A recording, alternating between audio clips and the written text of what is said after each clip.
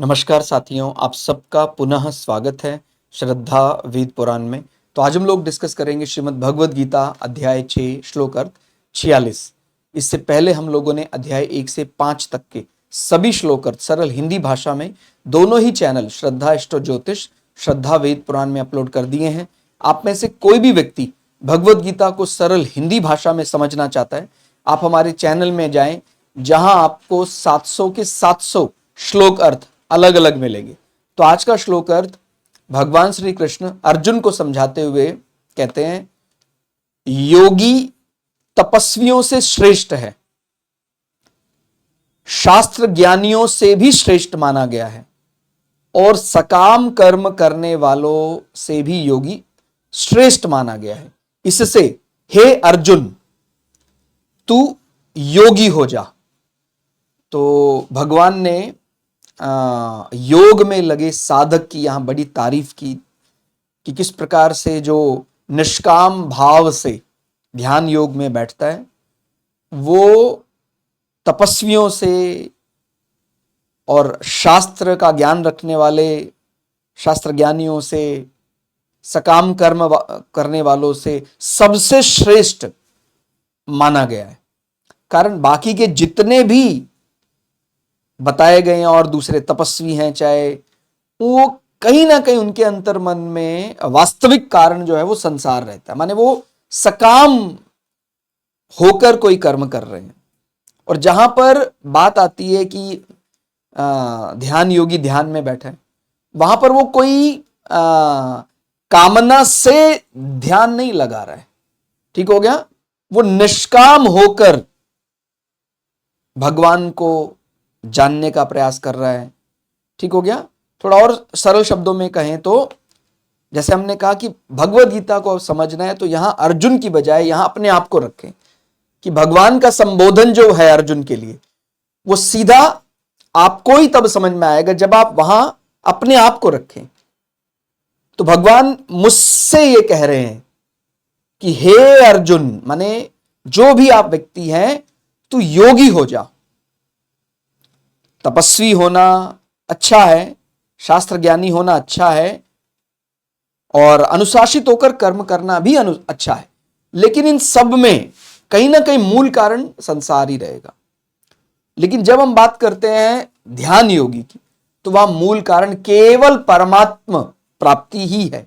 तो वो निष्काम होकर किया जा सकता है, क्योंकि परमात्मा को हम संसार से अलग मान रहे हैं, ठीक हो गया। ध्यान देना है, माया परमात्मा को मोहित नहीं कर सकता, या कहें परमात्मा के अधीन है माया, ठीक हो गया।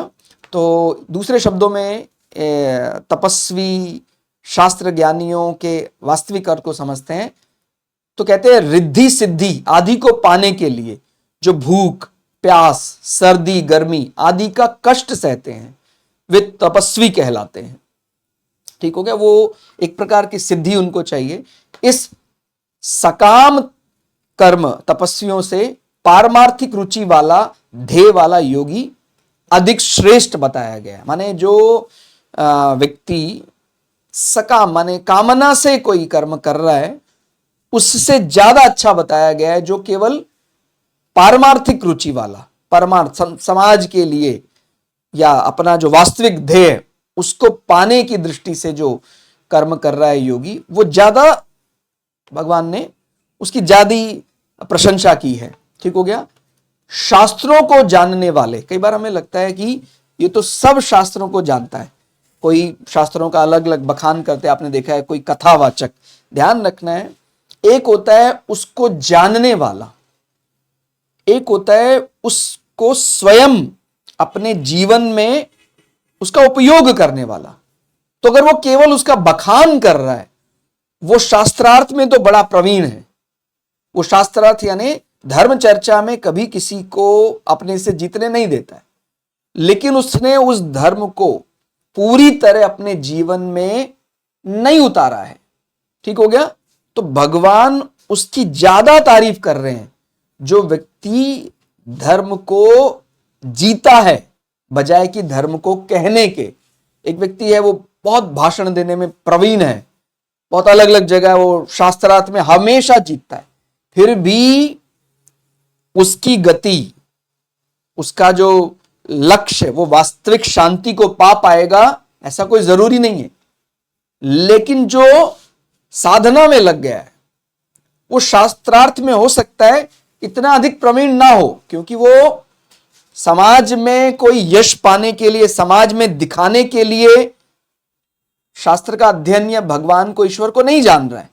वो तो अपना वास्तविक लक्ष्य समझ गया है कि मुझे पाना है। अब कोई शास्त्रार्थ में कई बार वो जानबूझकर सामने वाले के प्रश्नों का उत्तर नहीं दे रहा है या हार जाता है, तो भी इसका अर्थ ये नहीं होगा कि वो वास्तव में ही श्रेष्ठ बन जाए। ठीक हो गया? तो ध्यान देना, कोई शास्त्रों के बखान करने वाले को कोई बहुत उच्च श्रेणी का मानने वाला या नहीं माना जा सकता। और खासकर जब उसके सामने कोई ध्यान योगी हो तो शास्त्रों को जानने वाला, मैं फिर यहां क्लियर कर रहा हूं, क्या होता है, केवल जानता है, उसका बखान करता है, लेकिन वो अपने जीवन में उसको जिस प्रकार से बताया गया वैसा उतार नहीं पा रहा है।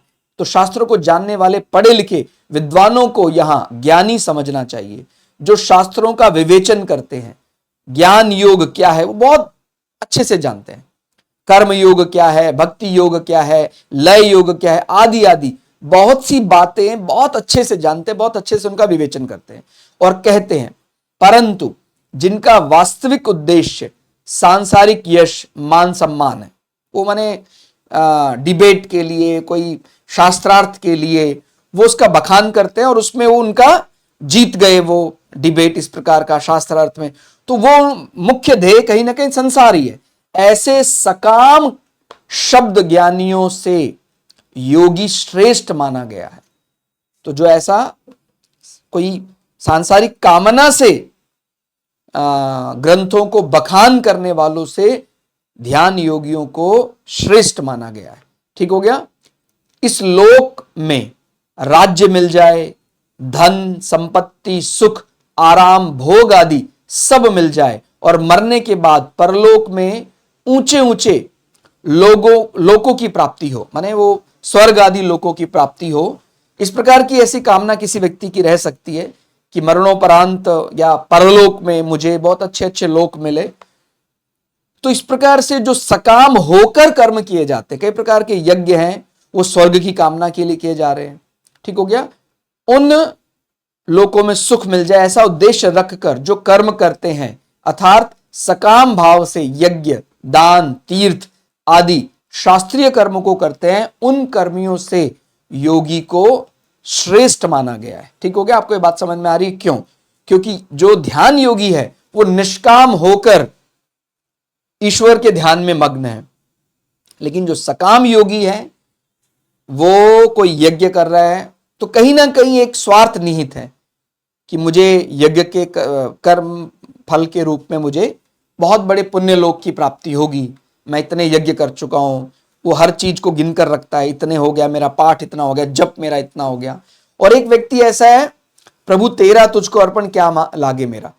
ठीक है, दोनों ही अपने जगह ठीक दिखाई दे सकते हैं। एक व्यक्ति जो हर कागज में हिसाब रखता है कि मेरे इतने बल पूरे हो गए, मैं अब तक 100 यज्ञ कर चुका, मैं अब तक इतने नाम जप कर चुका, इतने नाम जप का फल ये होता है, मुझे वो मिल जाएगा। ठीक हो गया? और एक व्यक्ति है, कहता है मैं तो कभी आपसे अलग ही नहीं हुआ है, मैं तो कागज पे तब लिखूं जब मैं कहीं आपका ध्यान भूलता हूं, मैं तो हमेशा ही, मैं तो सोते समय भी संकल्प करके ही सोता हूं कि प्रभु आपका ही, मेरी आत्मा, मेरी श्वासें, मेरी हृदय गति सब आपका ही नाम लेती रहे। तो जब इस प्रकार का कोई ध्यान योगी है जिसका जीना मरना सिर्फ केवल ईश्वर के लिए है, तो उसका तो कागज पर लिखना मुझे लगता है अगर वो नहीं भी लिखता है तो भी वो उसकी सदा जय ही होगी, वास्तव में वही जीतेगा। और जो हर पाठ को कि मैंने इतने वर्षों में 20 महायज्ञ करा लिए, अब अगला यज्ञ होगा और उसके बाद मुझे इस लोक की प्राप्ति हो जाएगी, तो ये जो कैलकुलेट माने बहुत ज्यादा प्लस माइनस पॉजिटिव नेगेटिव का ध्यान रखने वाला व्यक्ति है, उससे श्रेष्ठ माना जाएगा किसी भी ध्यान योगी को। ठीक हो गया? और फिर भगवान कहते हैं जो संसार से विमुख होकर परमात्मा के सम्मुख हो जाता है, अब संसार को भूल चुका है। अब ये जो जैसे मैंने बात बताई सब संसारी की है कि उसका लेखा जोखा रखना, हालांकि जो आपको कोई ऐसा काम मिला है, जो कर्म है आपका, आपको प्रारब्ध से कोई भी ऐसा कर्म मिला है, देखिए वो तो अर्थ के लिए, कामना पूर्ति के लिए जो उचित कर्म है वो तो करना चाहिए।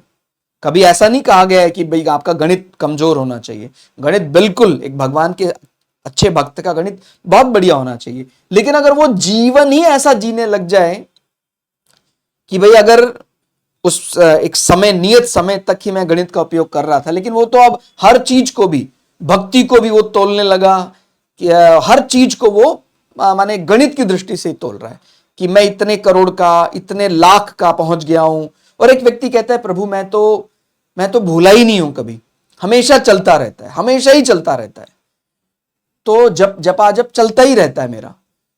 तो उसके मुकाबले जो अपना रिकॉर्ड रखता है, जिसका अर्थमेटिकल लॉजिकल यूनिट उसको लगता है बहुत स्ट्रांग है, तो वो सांसारिक दृष्टि से देख रहा है, हालांकि वो भी अच्छे बात पर है, वो कोई बुरे बात पे नहीं है, लेकिन अगर तुलना करें तो वो व्यक्ति जो निस्वार्थ भाव से लगा हुआ है, उसको तो माने उसने तो कभी भूला ही नहीं है। मतलब वो बोलता है अगर मुझे गिनती भी गिननी है तो भी वो गिनने का समय व्यर्थ हो रहा है, मैं तो लगातार नाम ही, मेरी तो श्वासें उसके लिए चल रही हैं। तो ऐसा ध्यान योगी भगवान के लिए सर्वश्रेष्ठ है, जो पूरी तरह निस्वार्थ होकर परमात्मा को प्राप्त करने में लगा हुआ है। वो भूलता ही नहीं है, तो ध्यान बीच बीच में कैसे करेगा भाई? एक तो व्यक्ति कभी कभी भूलता है, तो फिर वो अपने 2 घंटे 3 घंटे का जो भी है वो रिकॉर्ड बना लेता है। एक व्यक्ति कहता है प्रभु मैंने आज तक भूला ही नहीं, जब से मैंने होश संभाला है तेरा निरंतर चिंतन चल रहा है, तो वो निश्चित रूप से बड़ा उच्च कोटि का भगवान का भक्त माना जाएगा। तो जो संसार से विमुख होकर परमात्मा के सम्मुख हो गया है वही वास्तव में योगी है। ऐसा योगी बड़े बड़े तपस्वी, शास्त्रज्ञ पंडितों और कर्मकांडी से भी ऊंचा माना जाएगा। ठीक हो गया? तो आप वो पहले ही शुरुआत के अगर आप वाक्य पढ़ेंगे उन्हीं के रूप में उनका अर्थ, तपस्वी का अर्थ आपको समझ में आ गया होगा।